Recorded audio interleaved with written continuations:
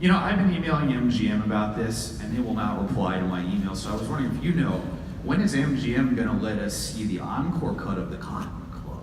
I'm desperate to see it. Well, thank you.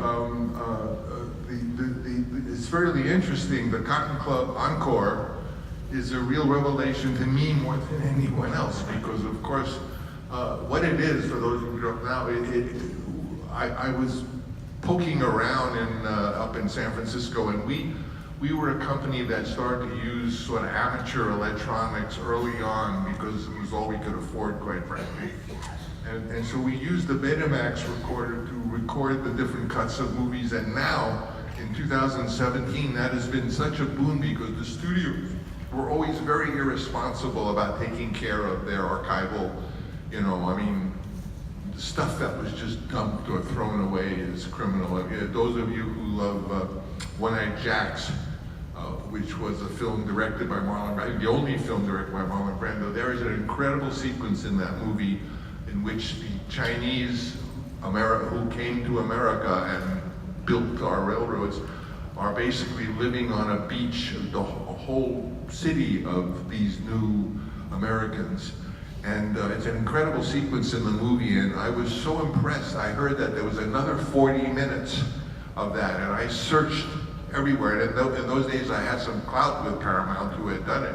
And the bottom line is that they had just thrown it away.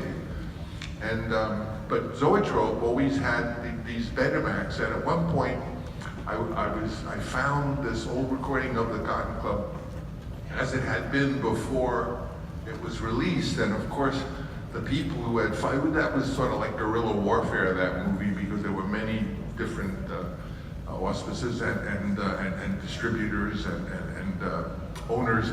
And believe it or not, it was the Cotton Club, and the general comment that I was being given is too many black people and too much tap dancing, which is, it was the Cotton Club. That's what it was about.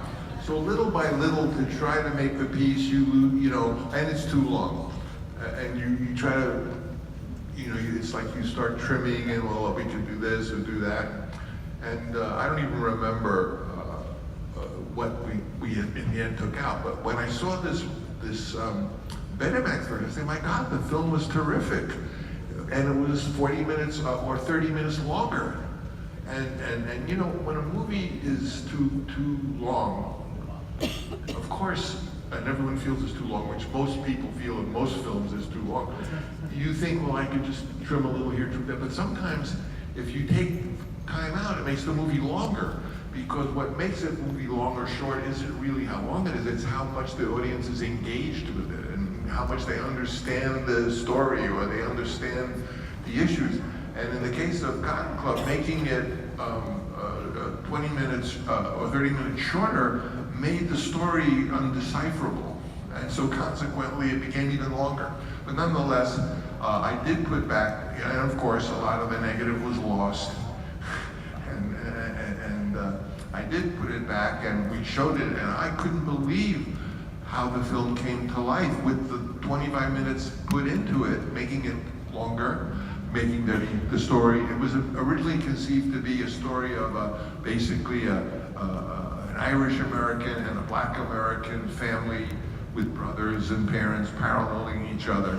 And of course, the African American family got decimated, and so it was no longer in balance, and the plot no longer made any sense to me, And by restoring that, not to mention restoring some historically great musical numbers by people who are no longer with us, the film just, you know how like a cigarette lighter won't light, you tweak it, and then suddenly you do something you don't even know what, and it lights. That's what it was like, the movie lit. And the issue of it is now, because of course the company who owned it didn't want it, I basically just did it on my own, and I want to show it, but I want then after we show it to release it and possibly get my money back, or what I put in the new version. So yes, we were, the film, I'm very pleased with it, and I'm hoping that it's on its way. Thank you. I'll go to this side.